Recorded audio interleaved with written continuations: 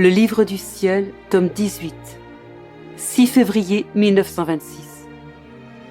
Quand la divine volonté règne dans une âme, elle l'élève au-dessus de tout. Comme cette âme aime toutes les choses créées avec l'amour même de Dieu, elle devient possesseur et reine de toute la création.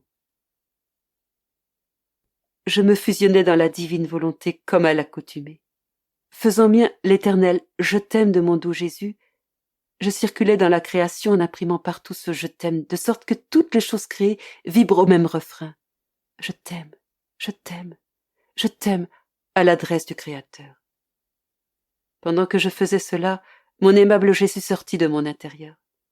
Et me serrant sur son cœur, il me dit avec tendresse: Ma fille, comme sont beaux ces je t'aime adressés au Créateur par une personne qui vit dans ma volonté.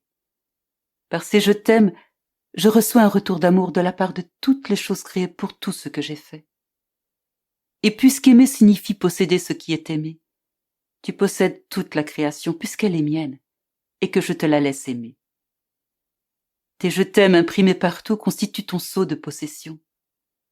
Se sentant aimées, les choses créées reconnaissent la personne qui les aime. Elles font la fête et se donnent à elle. Régnant en cette personne, ma volonté confirme ce don. Quand deux personnes possèdent un même objet, un accord parfait doit régner entre elles sur la manière de disposer de l'objet. Oh, comme ma volonté régnant en cette personne l'élève au-dessus de tout. Aimant toutes les choses créées avec l'amour de Dieu, elle devient propriétaire et reine de toute la création. Ma fille, c'est dans cet heureux état que l'homme a été créé. Ma volonté voulait qu'il ait tout pour être à la ressemblance de son Créateur. Et je veux que tu sois dans cet état. Par conséquent, je ne veux pas de division entre toi et moi, ni que ce qui est mien ne soit pas tien. C'est pourquoi je veux que tu connaisses tout ce qui est mien. Et comme tu aimes toutes les choses et fais couler sur chacune tes je t'aime, toute la création te reconnaît. Elle sent en toi l'écho des débuts de l'humanité, et dans sa joie, elle veut être possédée par toi. Je me comporte vis-à-vis de toi comme un roi qui est méprisé et offensé par ses sujets qui ne veulent plus se soumettre à ses lois. S'ils observent certaines lois, c'est par la force et non par amour. Ainsi le pauvre roi est contraint de vivre retiré dans son palais, privé de l'amour de ses sujets et de leur soumission à sa volonté. Cependant, un de ses sujets fait exception. Il est totalement loyal envers le roi, totalement soumis à sa volonté. Il pleure et répare pour les volontés rebelles de ses concitoyens, et il fait tout pour que le roi trouve en lui tout ce qu'il devrait trouver chez ses autres sujets. Le roi est porté à aimer cette personne. Il l'observe pour voir si elle est constante, afin d'être sûr que ce qu'il projette de faire aura de la suite. En effet, se sacrifier et faire le bien pendant un jour est facile, mais le faire pendant toute sa vie est autrement plus difficile. Si cela arrive, c'est que la personne est habitée par une vertu divine. Quand le roi est sûr de cette personne, il la fait venir dans son palais et lui donne tout ce qu'il aurait voulu pouvoir donner à tous ses sujets.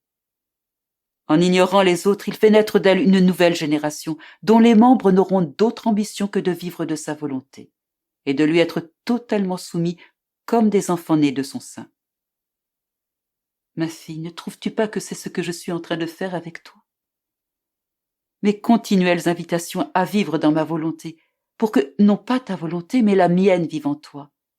Et mon ardent désir de voir couler partout dans la création tes « je t'aime », tes actes d'adoration et tes actes de réparation à l'endroit du Créateur au nom de tous les hommes. Du premier qui est venu sur la terre au dernier à y venir. N'indique-t-il pas clairement que je veux tout de toi pour pouvoir tout te donner?